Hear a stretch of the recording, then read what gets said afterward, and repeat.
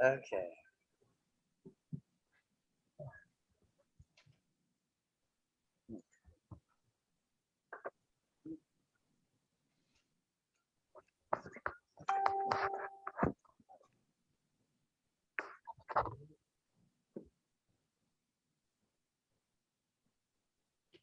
Okie dokie.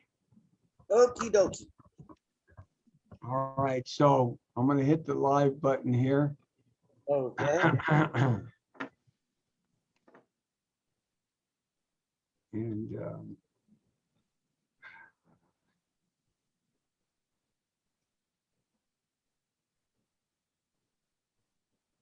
I have my son here. He's on my board of directors. Should he join us? no, Okay. that's enough people already. Just thought I'd ask. It gets congested then. Okay.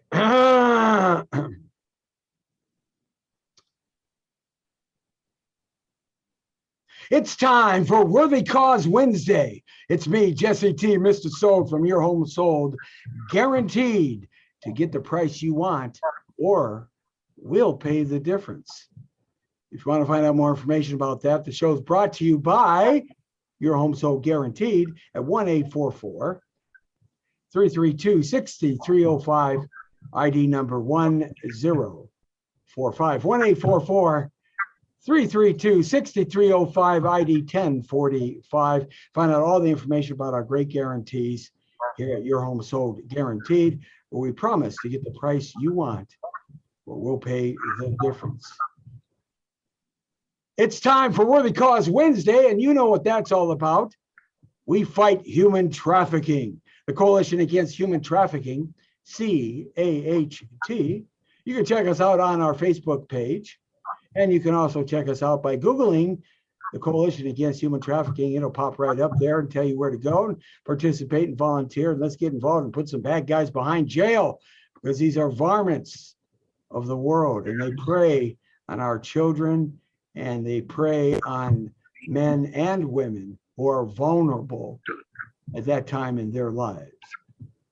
Today, we got a couple special guests online here. We got the founder and president of Project Tapestry in Los Angeles.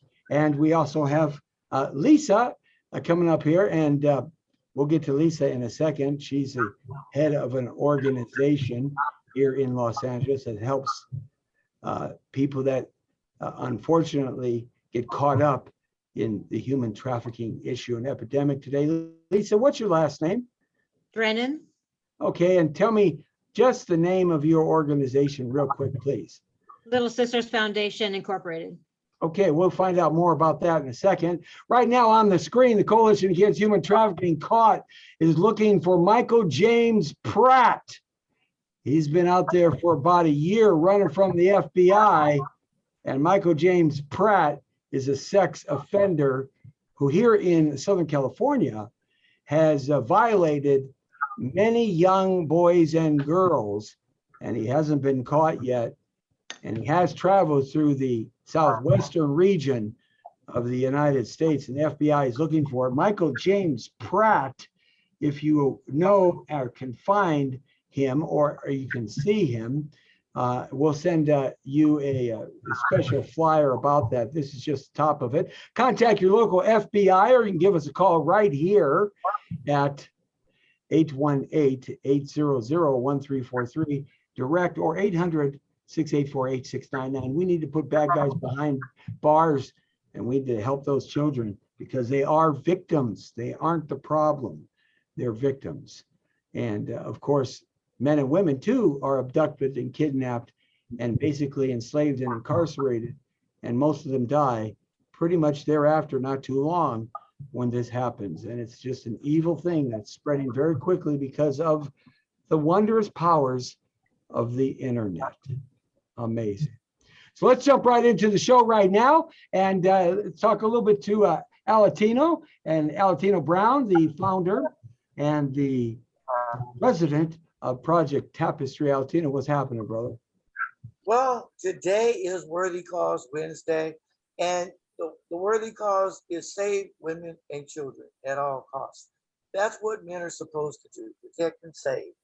And Jesse's Coalition Against Human Trafficking is just awesome. I've known Jesse for years.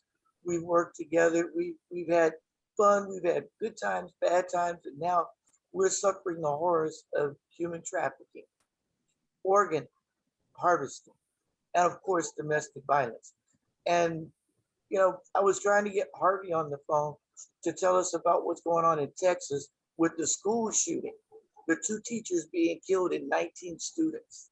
That is just sad, all under the age of 12. Yeah. So, Well, we definitely are growing up here in this generation in a much more violent and volatile foundation of Americans.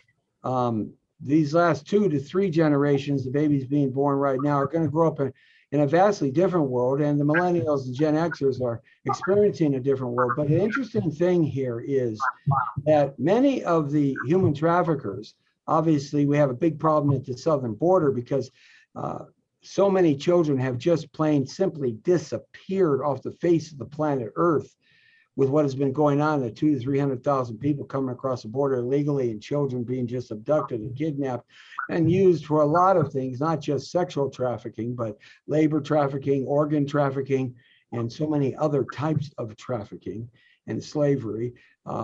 They don't even know really the exact number. It's just a guesstimate on the FBI's part. But nevertheless, we do have epidemic levels happening here, and our society is growing up in a much more volatile time than we ever have before, certainly in my lifetime. And also, the interesting thing here, as I mentioned, was that about 35 to 40% of the people that get involved in human traffickers, most people think it's a greasy old guy that's there, sitting in the corner, hey, little girl. Right? It's not necessarily so. No, this is an organization of criminal activity that's backed by corporate style organization, and especially the cartels and the organized groups like that. And in fact, many of the traffickers themselves, about 35 to 40%, according to the FBI, are females, are women between the ages of 25 and 55 years old. And it makes perfectly good sense and logical, because if they're cruising on the internet and they see a lady, well, young people don't know the difference, especially children don't know the difference. And they see a woman in a much more a different light than they do men. So that's something that's interesting. And that's something I read a couple of weeks ago, which was very surprising to me. I never quite thought about it that way. So we have Lisa here on the line, and Little Sisters. Tell me a little bit about what you do, Lisa. Well, since founded about 35 years ago, Little Sisters Foundation has rescued, I believe, 15,000 young girls and children, actually, from being sold into sex slavery in the country of Nepal. They educated them. They actually had to purchase those children from the families that were selling them to the traffickers in order to save their lives. They would house them and educate them and give them as much of a life worth living as possible. A lot of them didn't survive long, apparently, because of sexually transmitted disease and things of that nature, and the trauma that is brought about from trafficking. They branched out here to the United States and elected me the chairwoman in January of 2021.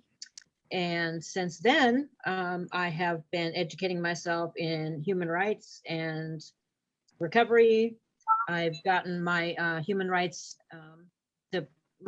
certification and just last month, and I also have my certified recovery mentor, my peer support specialist in adult addictions. I'm a survivor of trafficking, domestic violence, and child predators here in Portland, Oregon. So I'm very passionate about my work.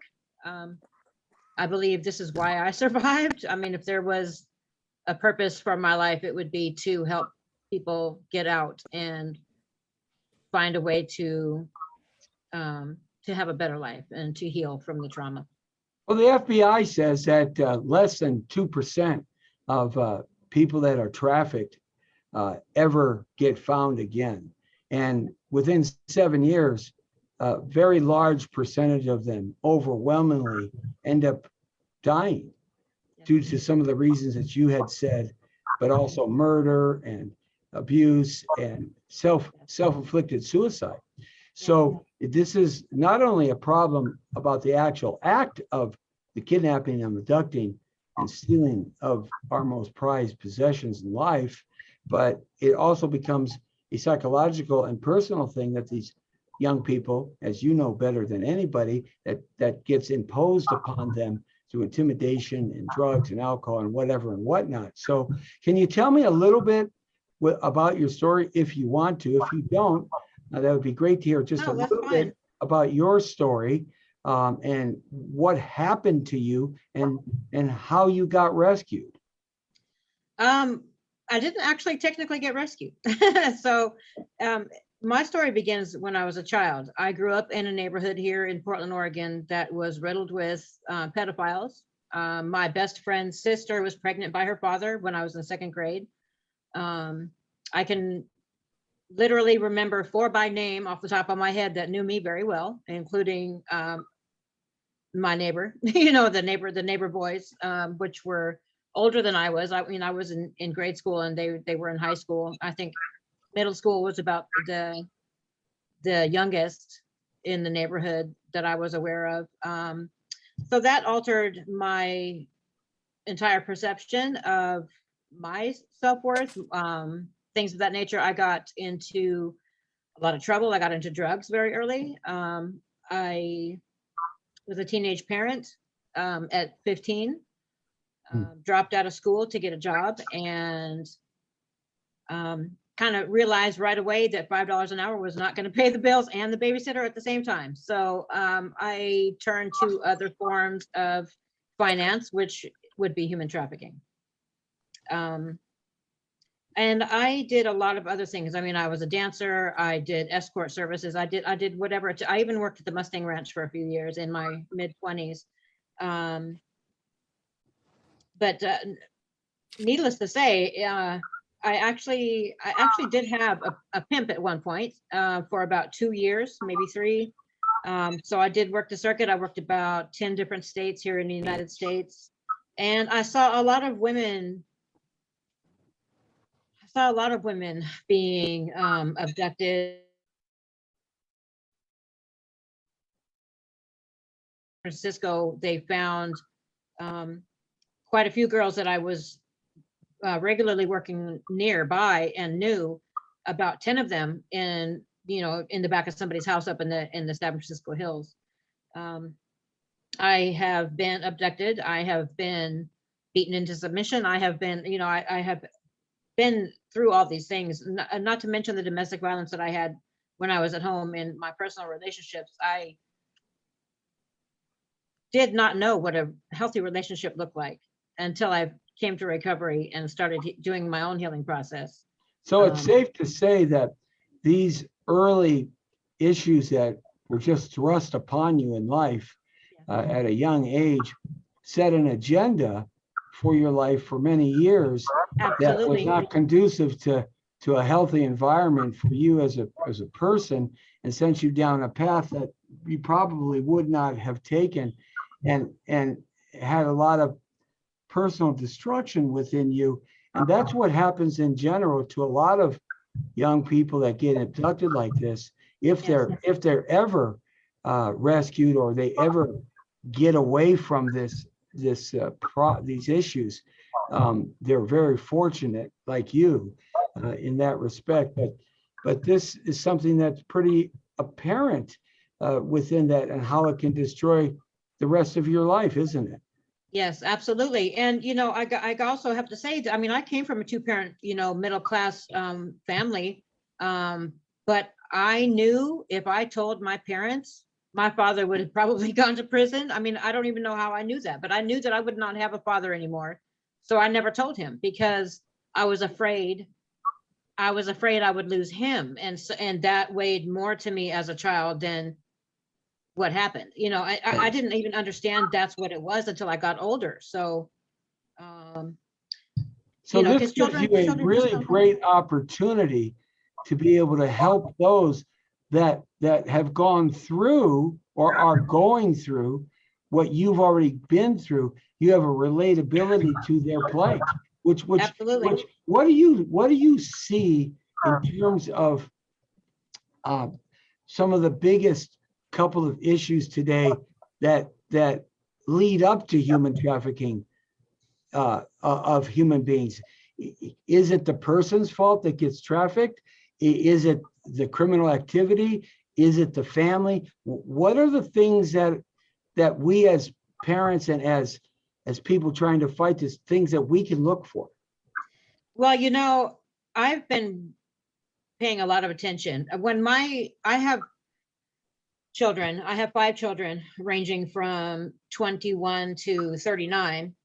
And a lot of neighborhood kids kind of took me as like a stepmom or big sister type, all through the lives of my children. And what I used to tell my teenage girls is, the music videos aren't teaching you anything but how to be a hood rat, a hoochie, and a hoe. I mean, because that's typically what they're doing. What mainstream media does is teach our children how to lower their self-worth. It doesn't promote a lot of positive influence. I mean, like, all the women are half naked, the men are all talking about being a gangbanger or drug dealer, and, you know, murdering each other, and abuse and misuse of women, things of that nature. There's a lot of things. It really boils down to the lack of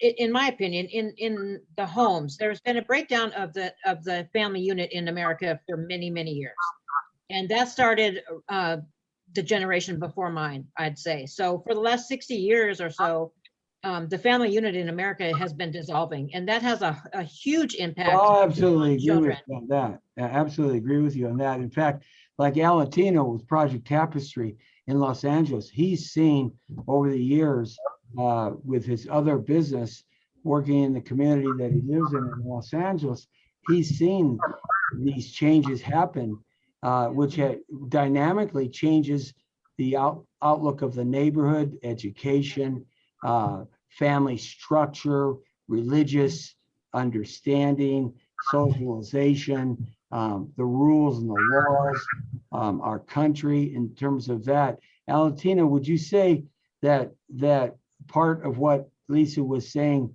has really changed where you do most of your nonprofit work? Well, it's getting worse. It really is. And, you know, with COVID the way it is, everybody being shut in, so to speak, I think it's wrapped up even in a higher gear, because we don't have the contact. People look for contact, and that's what the trafficking does. It gives you direct contact to ease that depression or buildup of, you know, anxiety, so to speak. So it can only increase. But I think education, not only in school, but in the neighborhoods and communities, stranger danger is played out. And I think there really needs to be a commercial made on the horrors, the real life horror stories that are today that exist. I mean, look at the people killed, look at the torture behind it. Like I said, Lisa was very good in explaining to me when we met how she was involved, how it really got to her. And, you know, you don't know it until you're there. But think about if it was your mother, your sister, your girlfriend, your wife, you know, your grandkids, okay? You don't know what's safe anymore today. And I think Texas is a primary example of that. Yeah, we can send $50 million to the Ukraine, but we can send $50 billion to the Ukraine, but we can't spend $50 billion on the safety of our schools, let alone $50 billion on hunting down these absolutely evil varmints, these people that are just horrid people. We don't do anything in our society to do that. And that part is the problem, is that I remember when this stuff was out in the open on the street, when we got involved in Coalition Against Human Trafficking and fighting this stuff, we could fight the pimps and the traffickers, and we could actually, you know, save the women and the men. Let's not forget about little boys. Let's not forget about men. Trafficking has no common denominator of sex. It's a human being. That's the only common denominator. So, we could see it, we could fight it, we could go after it. But when the internet took over, and COVID was a part of this lockdown that we were in, but when the internet took over, this stuff got off the street. And when the cartels and the organizations, the criminal organizations got a hold of this, they're very good. They're very good at enticing people, young people who have no understanding yet, and young adults who have no understanding yet, to come hang out, and then they get involved in this. So you're right in that respect. I mean, we should be spending as a government $50 billion on protecting the ones that we love the most, our children. But like Lisa says, society has changed so much. I'm a baby boomer, and I'm the end of the baby boom generation. And these next three generations, Xers, millennials, and the Gen Z generation, babies being born today, they're growing up in a society where this has become commonplace, like Lisa had mentioned. It's a common thing. Well, the problem is that it's been swept under the rug and ignored, and pretend you don't see it or hear it for so many generations that it's become normal, just like racism and all the other things in our country that are just completely dysfunctional, in my opinion. And especially with this is that nobody, I mean, like, if you do see it, you either pretend you don't, or you get mad, you might call the police or something like that, but that doesn't spread awareness. That if we were able to spread awareness, if we were able to teach communities across the nation, all over the world actually, about what to look for and how to guard your children and keep them safe on the internet, I mean there's just so many things that we could do as a society to educate the people. But what they first have to do is stop pretending there's not a problem. Yeah, This well, happens that's true. this That's always happens in every single neighborhood across the United States. the homeless and all over the epidemic. world. The homeless epidemic is just a blatant example of that across the country in all the regular urban cities. It's out of control, past the point of no return. And people say, well, if it's not on my wall, it's not on my corner, if I'm going to look the other way because I don't want to deal with it. We've become a very apathetic society in the last three generations. And talk about the international aspects to this. A gentleman just joined us, Will Sabo, and he's having a little bit of a connection problem because he's traveling. So he's popping in and out a little bit, but I'd like to bring Will on because Will is a guy that's out there and is part of an organization and an organization of other individuals that actually go out and face the demons face to face. Hey, Will, how you doing? Can you hear me? Yeah, we hear you just fine. Can you hear us? Yes, sir. I hear you great. So talk about a little thanks. bit about this international plight as well as a plight in America, and what you guys are about and what you're doing in terms of trying to help solve this problem. Well, we've kind of tackled on a broad spectrum, everything from domestic violence to here in this country, and child and human trafficking in this country, to genital mutilation, child marriage in foreign countries. We have a chapter in Kenya. That's the main mission of that organization. And we support them and are trying to fundraise for them as well, because there's not a lot of grassroots support on that continent for that kind of movement, because it's such a cultural thing. And when my brother Vincent, the president of Kenyan chapter, came to me with the problem, I see things I like to take care of the problems here at home, but I feel like if we don't help everyone everywhere, You know, we're not fixing the problem. We're just fixing the isolated problem. Now, does your organization actually go in, scope out, do intelligence, and actually rescue people or put people Yes. behind prison Yes. with local police agencies?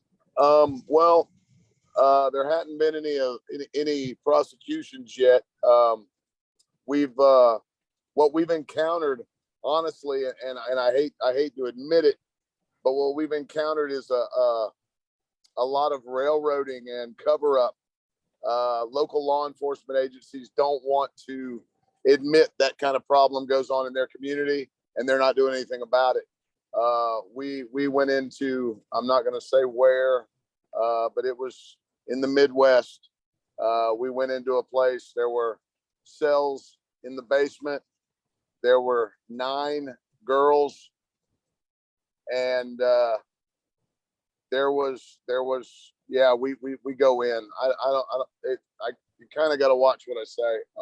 Well, I agree with you, because when we were fighting the problem on 2 areas of the San Fernando Valley here in Los Angeles, what happened was we had to convince the LAPD that this was a problem, and this was not just a issue to not pay attention to. It took us almost 3 years for us, through political pressure, media pressure, citizen pressure, an overwhelming embarrassment pressure to LAPD, that we finally were able to organize the first ever Los Angeles Police Department Human Trafficking Task Force.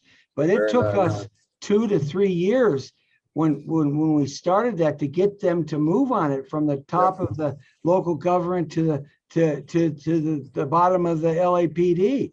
And so you're absolutely right.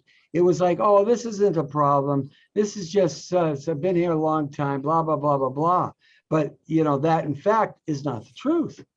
Well, it's an unpopular statement from what I've seen. I've been involved in some, I'll tell you right now, I'll go ahead and say it. Largest trafficker of children in this country, and it's government sponsored, is Child Protective Services. And it's not. Yeah, well, why should they solve the problem? They're getting billions and billions of dollars, exactly, taxpayer dollars, to be an entity. Oh, I don't disagree with you on that. And what I've found is when you try to confront an organization like that, they have county support. Yeah. Therefore, the cops are their enforcers. They're like, it's like a mafia. They tell them what to do. The cops come in as the muscle. They extort, and they take the children. The parents have to prove their fitness. And 9 times out of 10, those kids make it into the foster system before their parents are able to complete their the plan, the plan that they make it very difficult to get your children back once they take them, and they get money for every kid, and when you think about it, you hear about it, I know people. One of my brothers in the foster system, and the trauma that he suffered in that system, repeated, because they don't stay in one foster home; they shuffle through the system, and the trauma that these kids go through, being taken from their parents. Well, let me ask you you don't this, guys. fix the family by breaking it up. You fix the family by giving them the means to repair what problems they have. Well, that's a good bridge here. That's a good bridge that I want to make right now, and that is, the panel today has expertise in different areas of this epidemic problem in our country and globally, worldwide. And I'm just going to toss it out. Anybody can speak up if they want. I just try to keep it somewhat short. But what can we do? What can anybody do to solve this, because it just seems like no matter what you do, no matter how much money you throw at it, no matter how much man and woman power you throw at it, it just seems to continue to grow. I mean, are human beings so vile on this planet Earth that there's no good people left anymore? I mean, I just tossed that out there. What can we do? Personally, I think there's a complacency in this country and in this world. It's once you're inside your four walls and your air conditioning's on and the lights work and you're home and you've got your neat little family and everybody's together. Well, you know, you kind of look at it through that lens where it's somebody else. It's not my problem, and that's the problem with people. If everyone would stop, what I encounter is people question my motives. Why do you care so much that you will put everything on the line and go out here and help people that you don't even know? And my answer to that is, well, I was a Marine when I was 17 years old. I put my life in America's hands at 17. And I took an oath to a constitution. I took an oath to my country and the citizenry of this country. And that oath doesn't go away. So even though I'm an old man now, if I don't do it and you question me, why my motive is because you won't help. I have to. And I don't mean you, I mean the general public. So Lisa, from your point of view, after hearing Will, I mean, we talked about this briefly before Will came on, but I mean, what is there that the everyday person can do, not only just protecting their own children and loved ones, but protecting the children around them, making some effective changes? What's going to work? Well, in order to heal society, you have to start with the family. You cannot have a society without family. If we start to heal the families, we can start to heal the communities. Once we start healing communities, we then start healing our society. We have to find ways to build a common ground for all peoples of our nation. I mean, we are a melting pot. All this racism and the white supremacy and the anti-indigenous and the anti-Asian and it's ridiculous. It's ridiculous. All right, I'm out. We all come from one human family. Once we can get past that, isn't this a form work together? Isn't this a form imposed upon the American middle class since the end of the Civil War to the point where it is now, where power and control over life and death by a handful of others becomes more important than anything else? And isn't this, nothing happens per chance in the world? That things like this don't happen just because they're a lark, and they happen for a specific reason. It's a supply and demand. How do you fight that? How do you fight? How does a parent fight that? It's a supply and demand situation, just like any other commodity here in the United States. There is a high demand, so there must be a supply. Amen. It's been going on since the dawn of creation of the United States. So it's no surprise that it's so bad now, because it's been allowed. It's been allowed up until this point. Being affected are the little children, and they're innocent. They don't know different. Exactly. They are the ones that are being mortally destroyed, and just, it's like it's an everyday occurrence and nobody gives a rat's ass.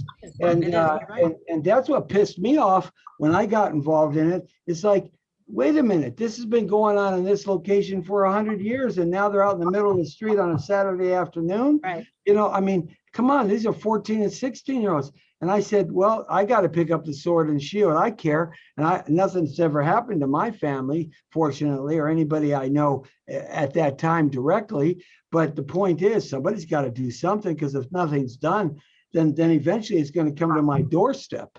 And I don't want that to happen. So you got to do something. You got to take that cause for it.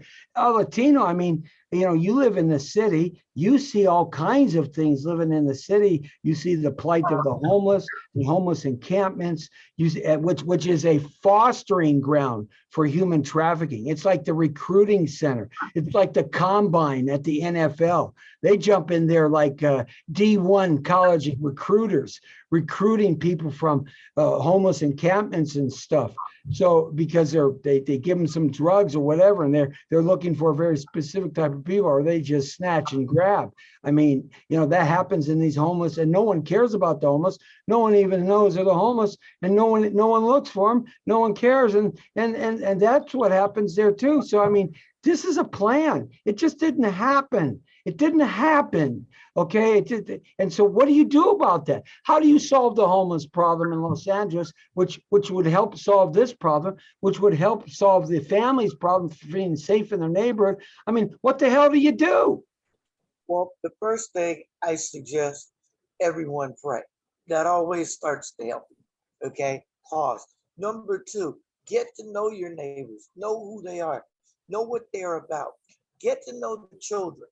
And in this day and time, it's kind of hard to utilize that as an avenue based on what's going on. And Jesse, I admire you, Lisa, and Mr. Sabo for being out there on the ground battling, seriously feet on the ground, doing something about it and getting results from your actions. But there's so much, like you said, out there. It is hard to pinpoint it unless the people come forward, confess it, so we can go in and pick them up. I'll tell you this much. You can't get a goddamn thing done, excuse my language, unless you got a team of people that's willing to support behind you and around you and in front of you, because one person can make a difference in one person's life, but one person can't make a difference when you're faced with such evil intentions. Okay. Well, and these people are straight up evil upon evil. One of the things that we're faced with, and you mentioned teamwork. I enjoy what Lisa said, how she came from that environment, looking to get others out of that environment. She introduced me to Will Savo. He, as a Marine, he's sworn to duty and allegiance to the country. I salute that. And by the way, if you're listening or later on in the show, you can see this. Thank you for your service, William, and happy Memorial Day. And to all the veterans out there who fight for our freedom, I believe it's a slap in their face to come home and find us in a world of hurt, pain, and poverty. They can't get housing. They can't get the right things to make them well. We are the richest nation on the planet, but that money is not going to help better humanity. If money was a problem, we wouldn't have any problems, because we've thrown trillions of dollars at it, and that doesn't solve the issue. There was a Greek philosopher that said about the fall of the Macedonian Empire, which was basically Greece, and when the Romans conquered them and took them over, and over a period of several hundred years.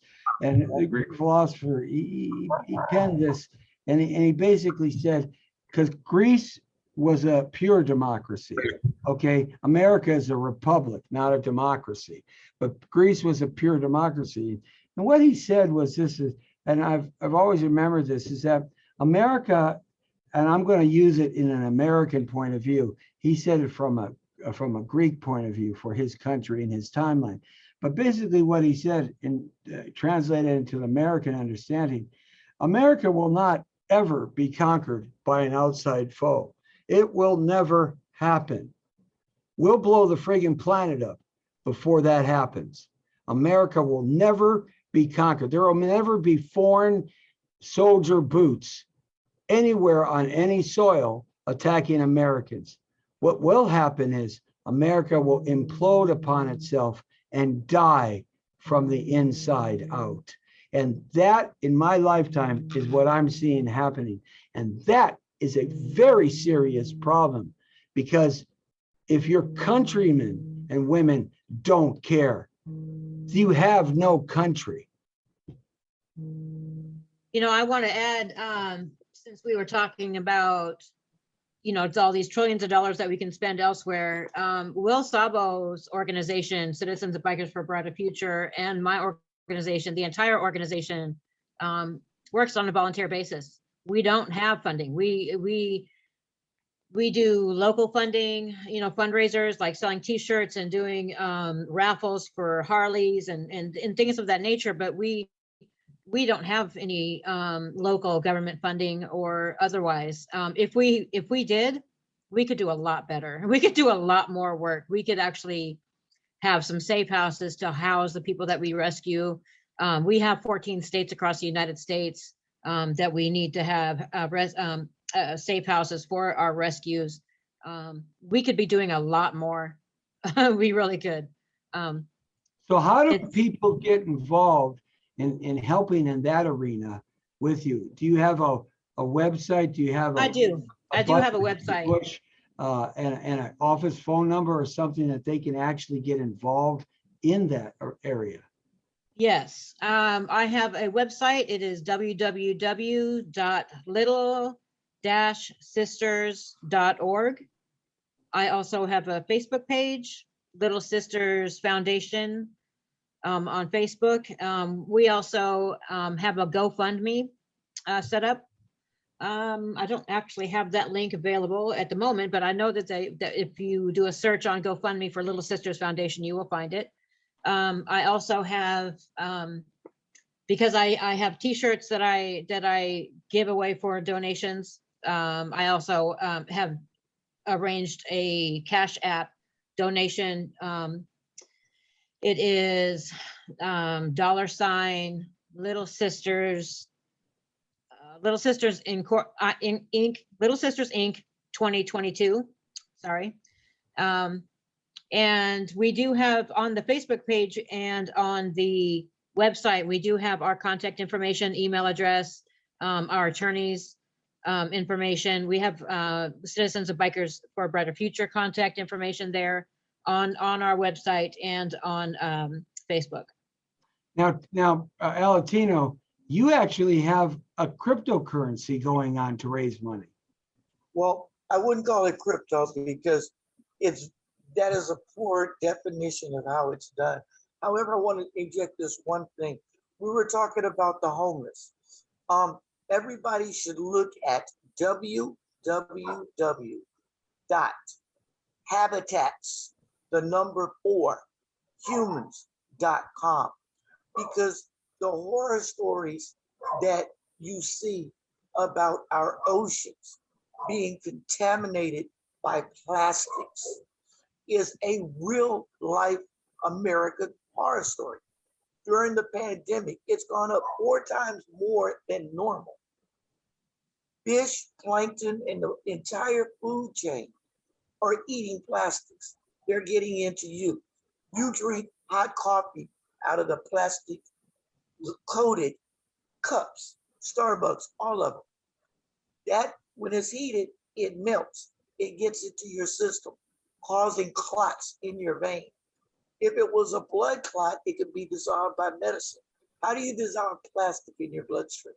Anyone have any clues? No. But if we clean up our oceans, the people that are homeless, they recycle.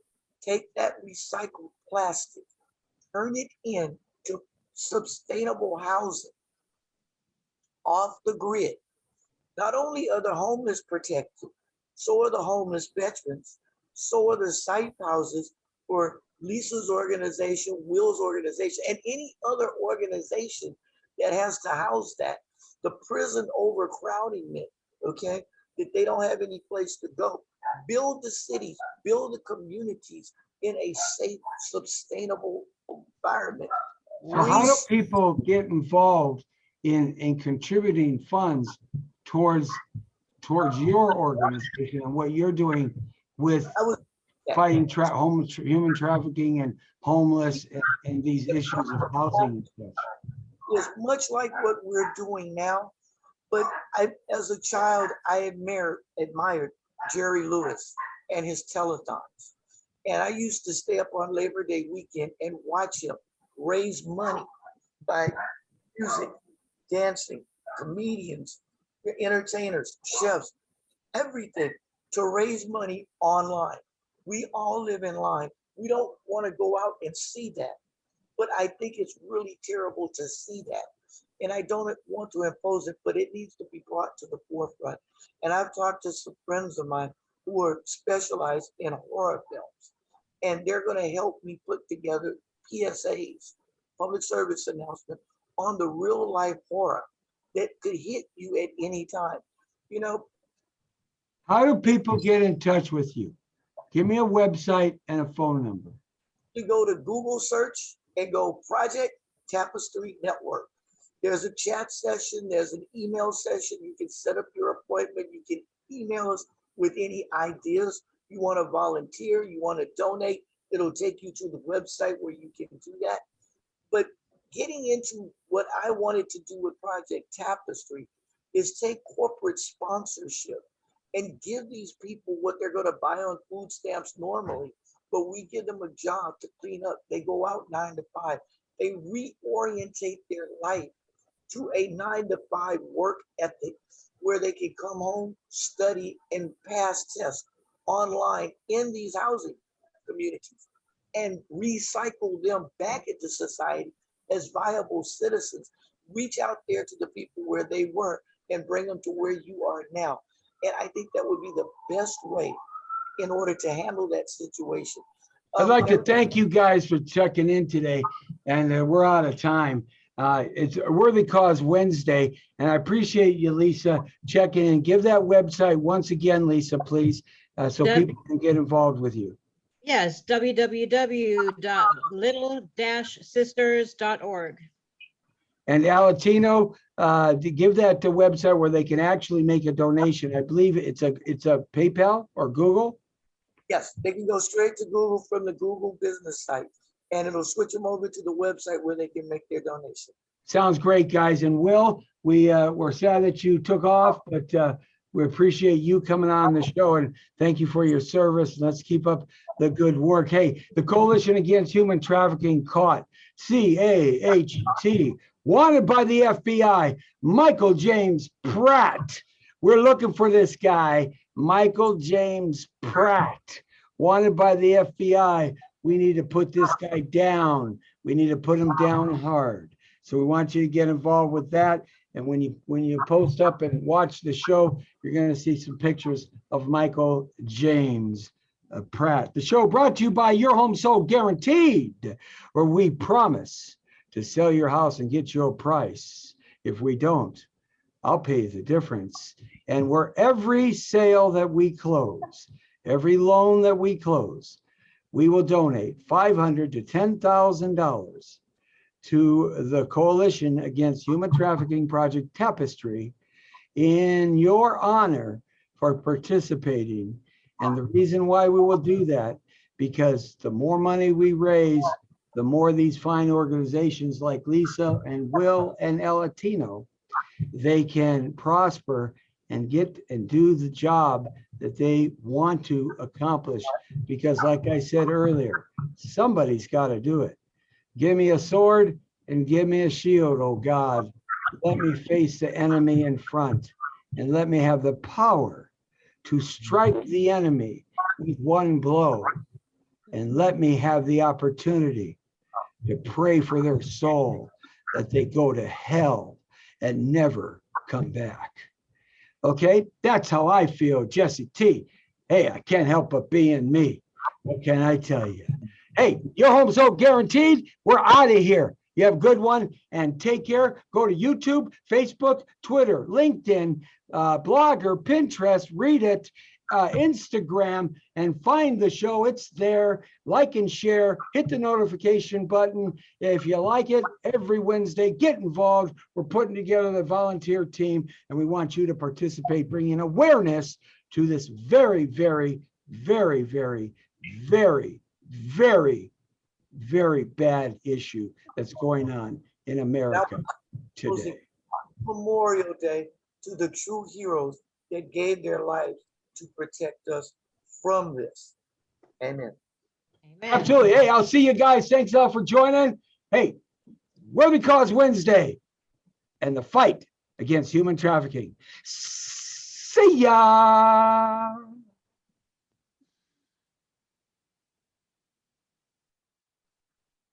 All right. Hold on. Are we still online?